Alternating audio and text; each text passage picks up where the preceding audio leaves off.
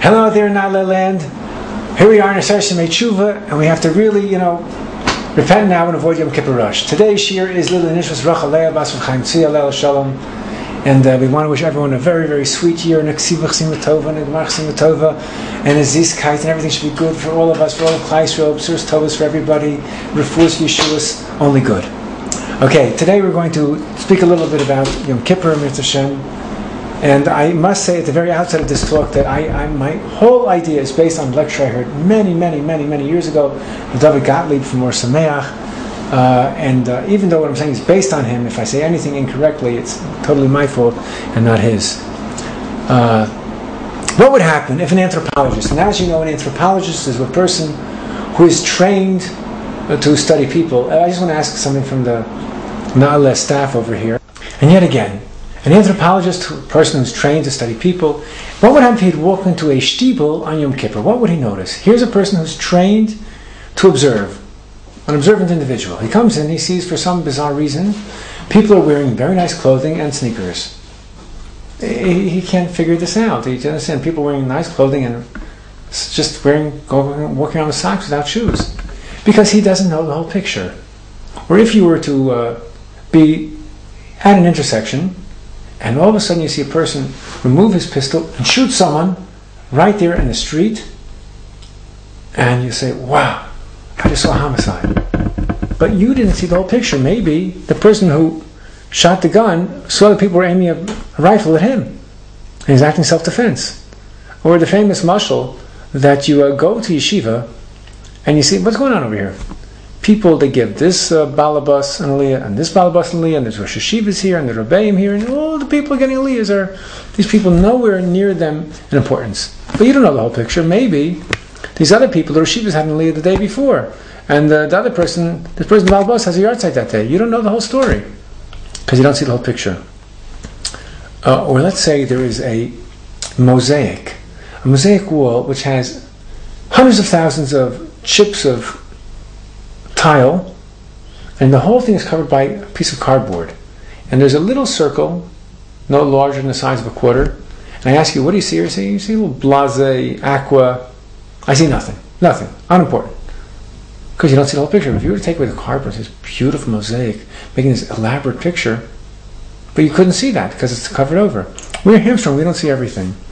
So that's if an anthropologist were to look. But what do we look when we look at Yom Kippur? There's certain things we have to see. First of all, we see on this is that God does not forgive till we correct our actions between our fellow man. As we all know, you cannot go into Yom Kippur and ask God, who is invisible, to forgive you until you've acquired the forgiveness of your fellow person whom you have sinned against, taken from without permission, you have done evil to. All this has to be repaired and rectified before Yom Kippur. So that's something we know, that's something we see. Interestingly, that Rabbi Mendel Weinbach told a story that in Or Sameach, many years ago, he gave a very passionate appeal that before Yom Kippur, you can't come into Yom Kippur until you first return everything which isn't yours. And anything which you have in your possession, which isn't yours, and you don't return it, it's going to be acting against you on Yom Kippur. He said the next day he walked into the shiur room, and he had to call a truck from the city, from the municipality, to collect all the traffic signs, asimonim signs, stop signs, telephone booths, everything which they had collected, all this stuff from the city to return to the city. Likewise, my dear friend told me, Shavach Pepper told me a story that he was learning in a kollel many years ago in the old city. And it used to be, this will sound strange, but it used to be in Israel, we're talking about 30 years ago, it was uncommon for bathrooms to have toilet paper. And people have to always walk around with their own supply. And so one time he was looking in kollel and said, does anyone have any paper? The guy opened up his jacket and there was roll upon roll after roll and roll. I said, well, what's this all about? He said in his former life he was a bank robber. And Chazal say that if you steal from the public, you must return to the public. Like if you did something in the public, you can't return to one person, so make a public park or do something that. So since he stole paper, it felt appropriate to give back paper, he'd give back to the public. So we see Yom Kippur, we know that we have to rectify and repair, and there's three foci that we have to work on. And they are three things. Three things we're trying to achieve in Yom Kippur are slicha, mechila, and kapara. Mechila is a term which is borrowed from civil jurisprudence, and it's a legal term which means to release. By way of analogy. By way of analogy,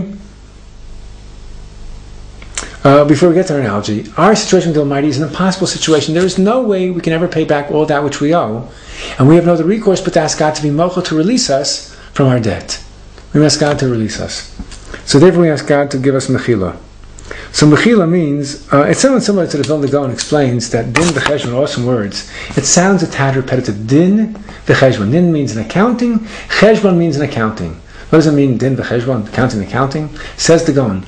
Not only responsible for what you've done wrong, but you're also responsible for what you didn't do right when you did wrong.